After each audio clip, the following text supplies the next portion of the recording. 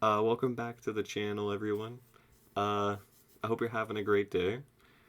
And so for today's video, I know I haven't posted a video on my YouTube in a while, but I wanted to do a review of this new Future and Metro Boomin collaborative album, We Don't Trust You, that just dropped on Friday.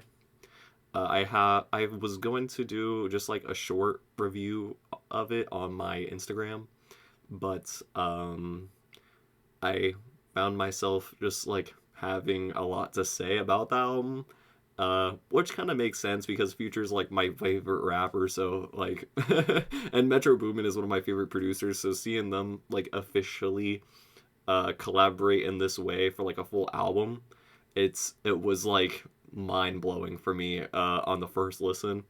And I've listened to it a lot. Like I've probably listened to this album like 7 or 8 times in a row.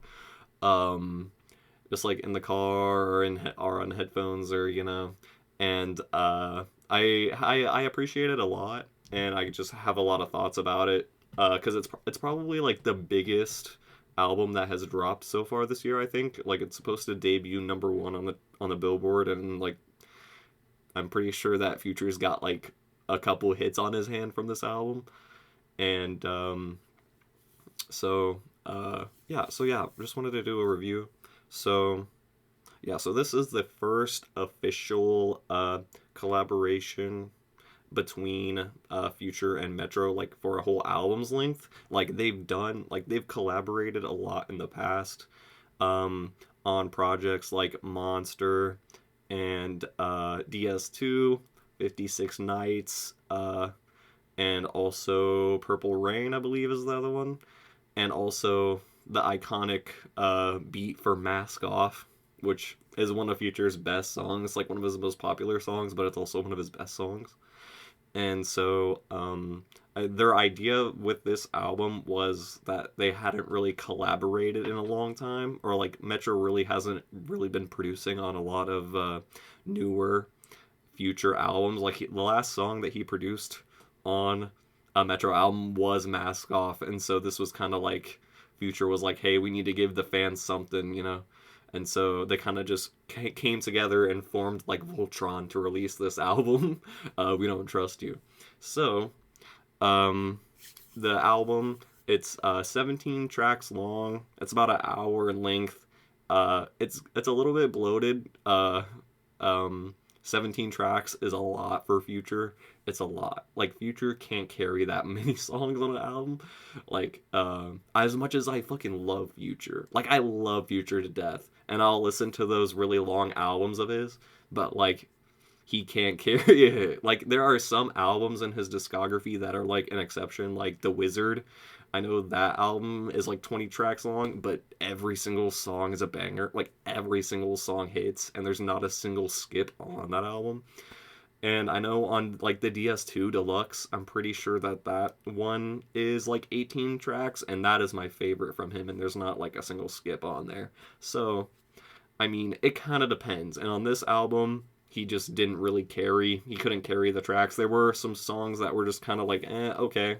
Like, this isn't bad, but it could have been, like, it shouldn't have been on this album. You know what I mean? But so, okay, yeah. So let's just start with track 1. So the introduction track, the self-titled track, We Don't Trust You. The production on this song is fucking incredible. It's like this really anthemic, kind of slow burning, like the slow burning song, and Future singing the refrains. We don't trust you. Like we don't trust these. We don't trust them. It's like it's anthemic. It's like the kind of song that you would play at like the start of a game or something. Like I can imagine football players running out to this game whenever it starts playing or something.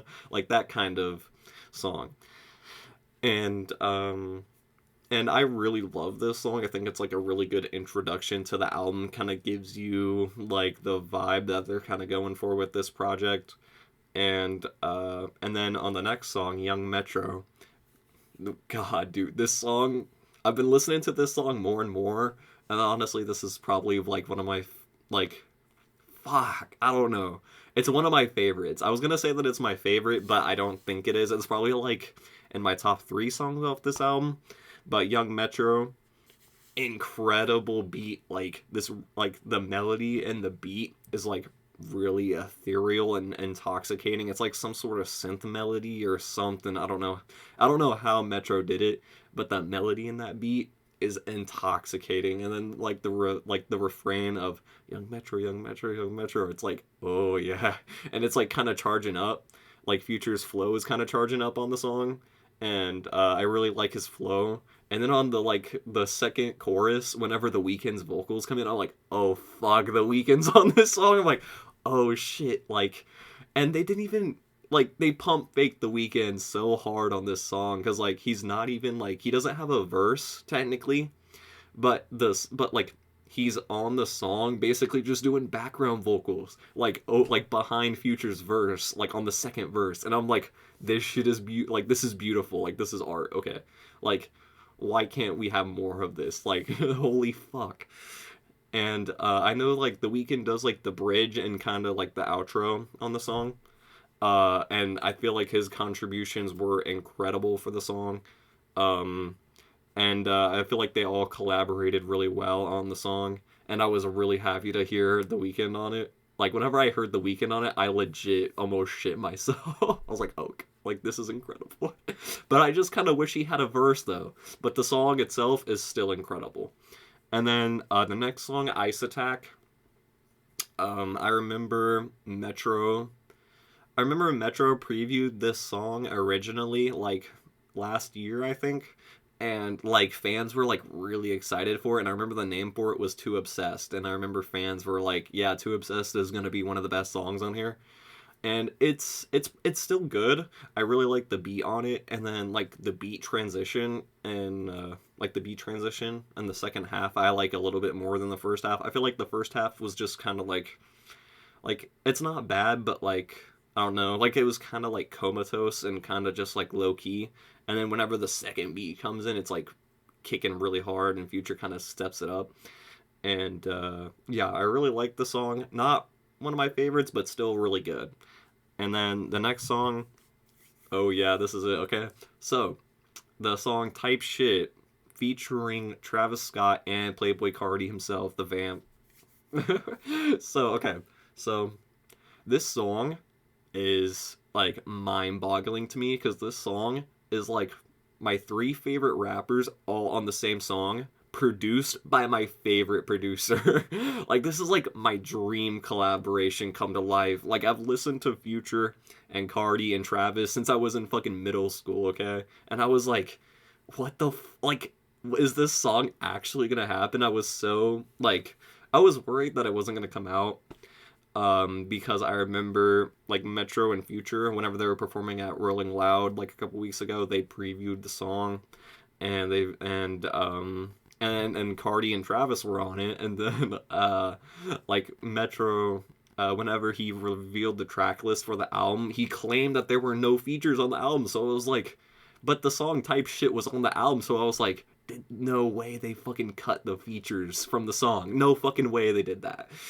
And I'm very glad that they didn't do it because like Future's verse on the song is catchy as hell. Like this like every single bar that he says, he ends the rhyme with Type Shit, and it just ends up like he's like, I don't hang with rats, that's some you type shit, and he's like, going against the guys, that's some you type shit.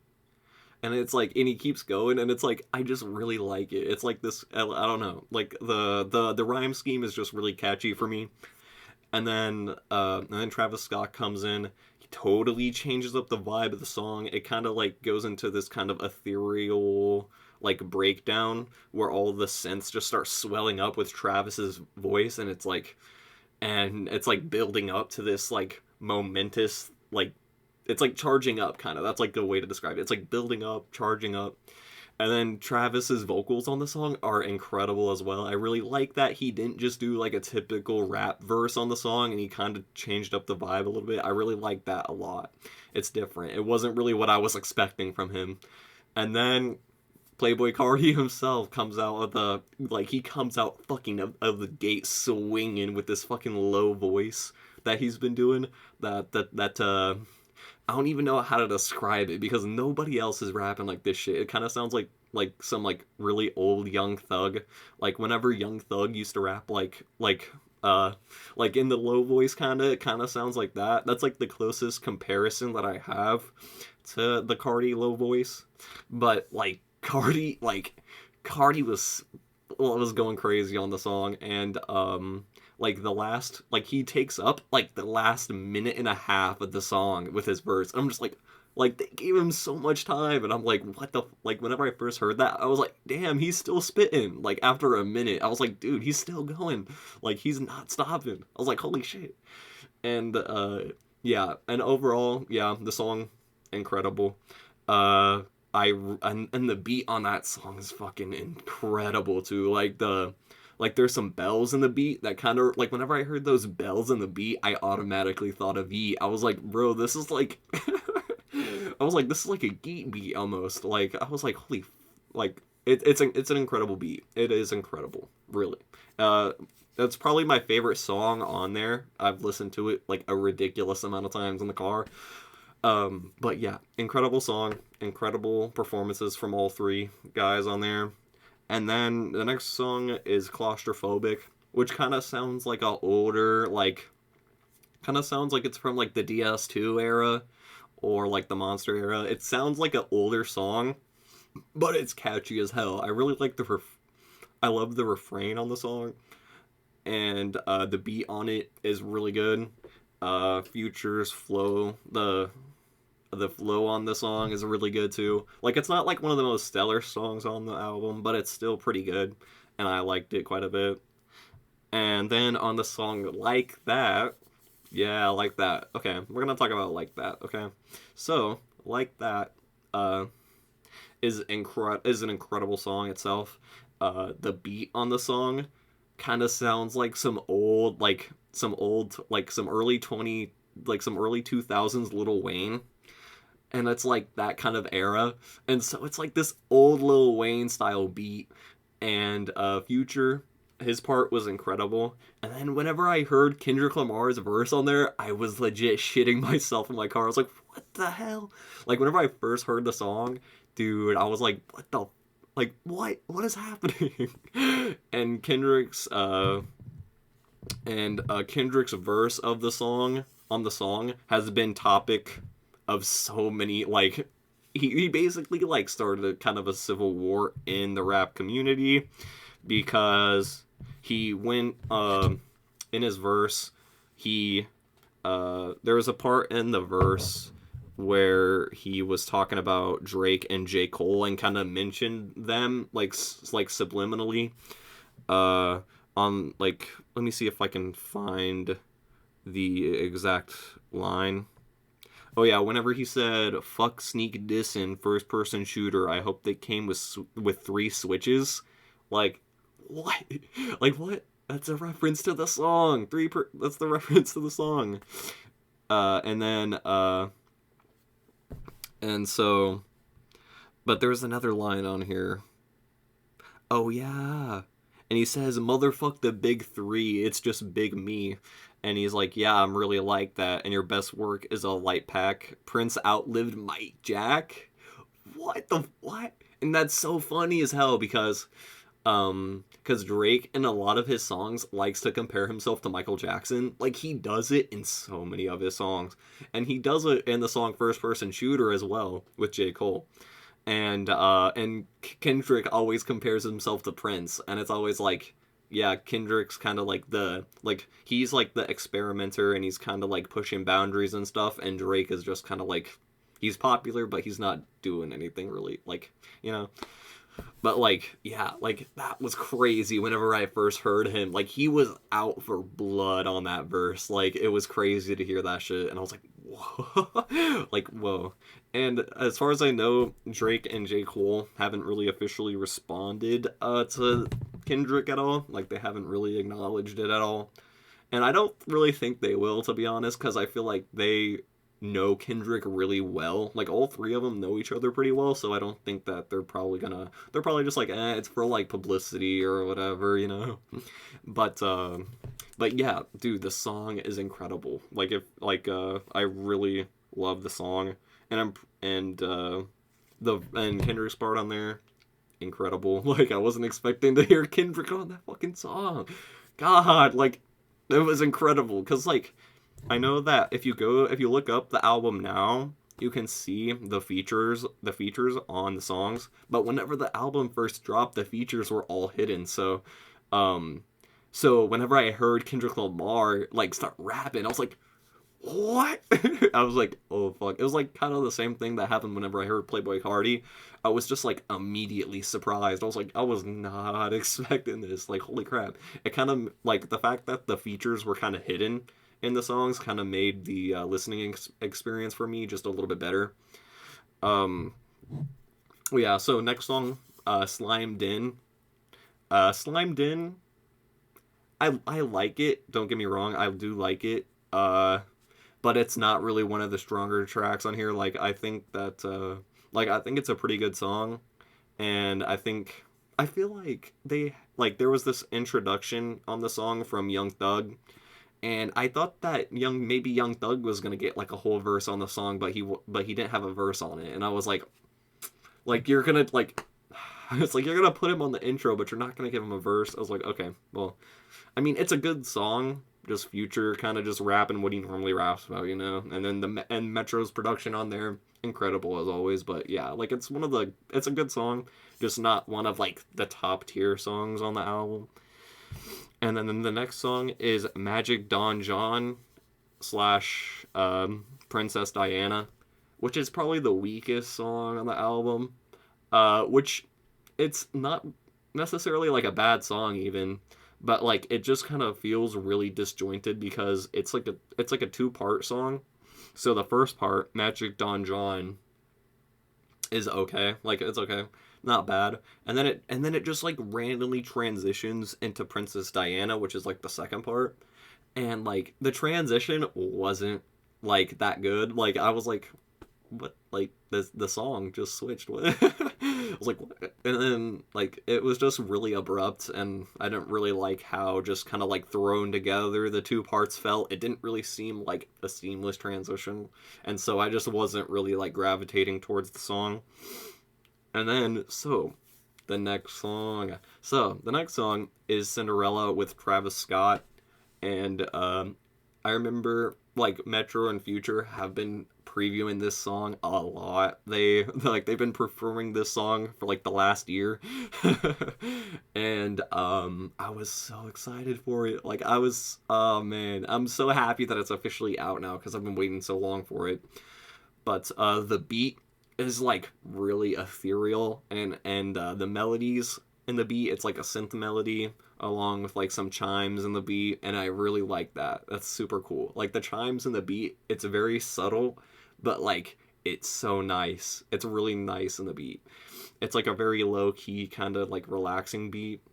And Future, the hook on here from Future is really catchy. I really like it. And then Future's verse is really good, and Travis Scott kind of just like matches the vibe and kind of just like continues with the theme of the song.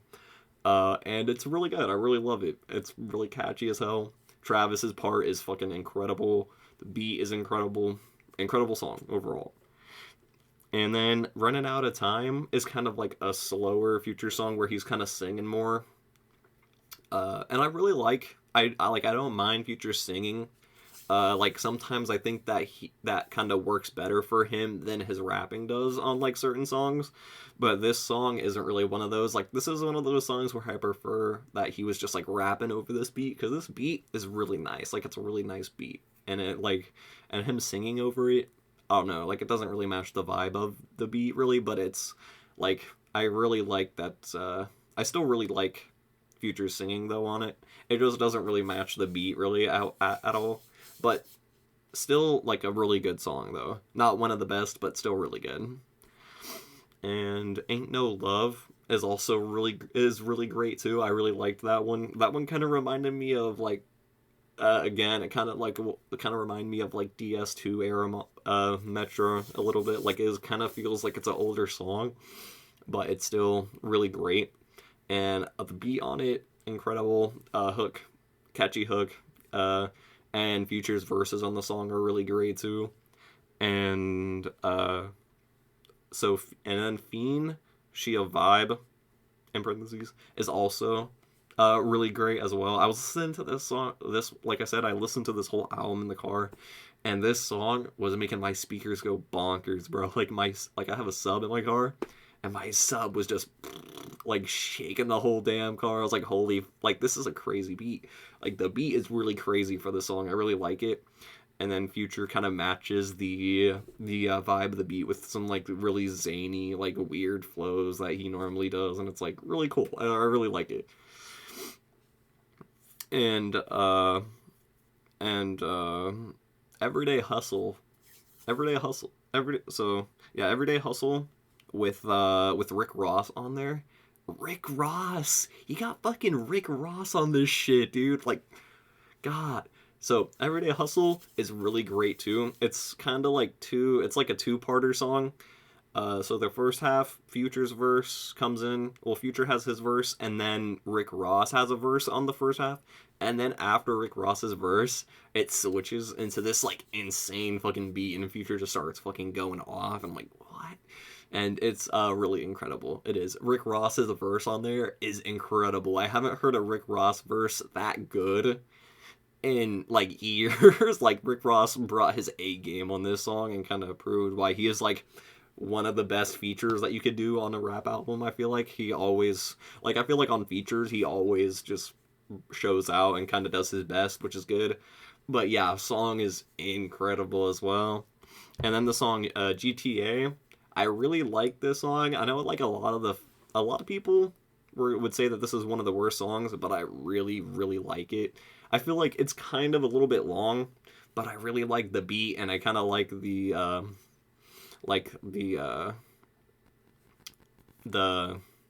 really like the hook on it as well.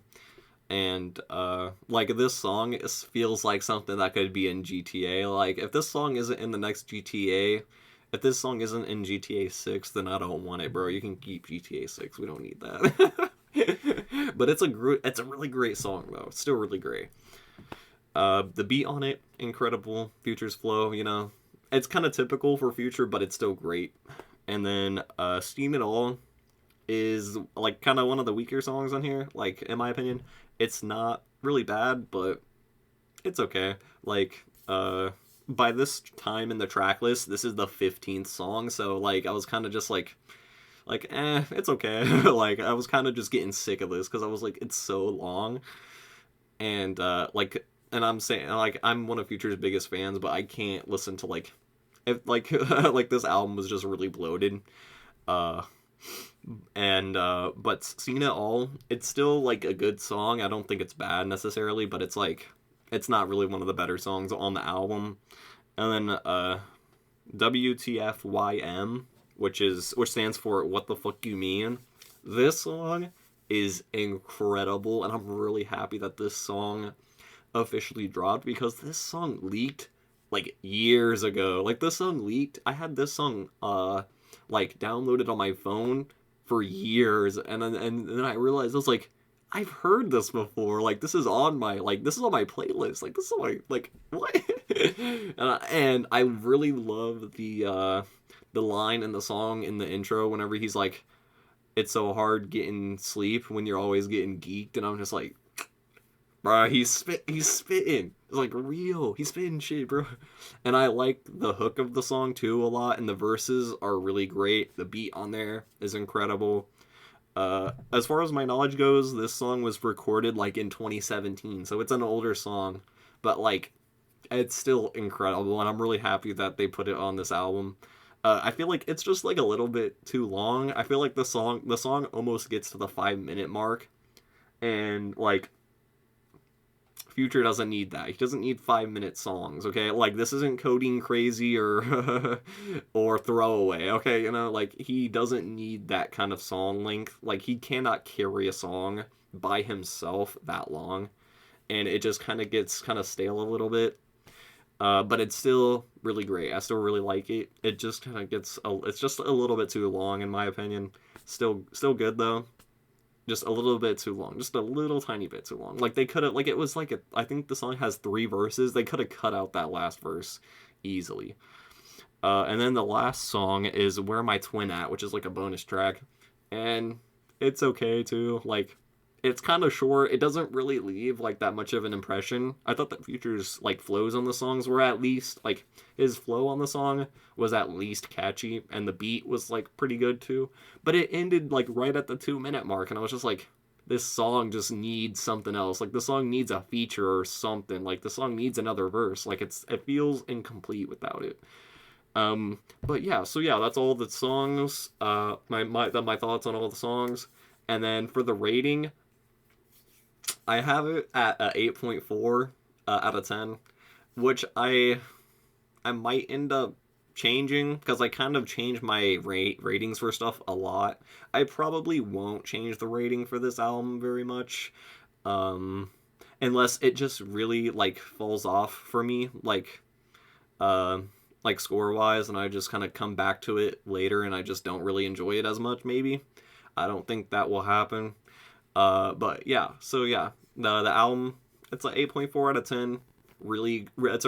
It's a great album overall, but it's not one of Future's best albums.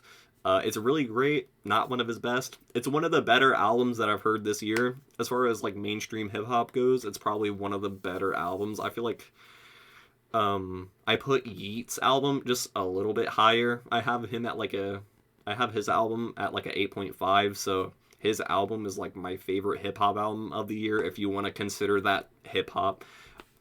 Which it's really not, but yeah, so this is one of my favorite hip hop albums of the year, and I really enjoyed listening to it, and I really enjoyed reviewing it and talking about it with you guys. So if you like the review, I know this is kind of a long review. I didn't realize how long this shit was, but if you stayed this long till the end of the review, thanks a lot. It literally means the world to me. It means so much that people listen to what I have to say about music and whatnot, and I appreciate the time you spent, and I'm going to try to do more reviews on here, but I'm not going to guarantee anything.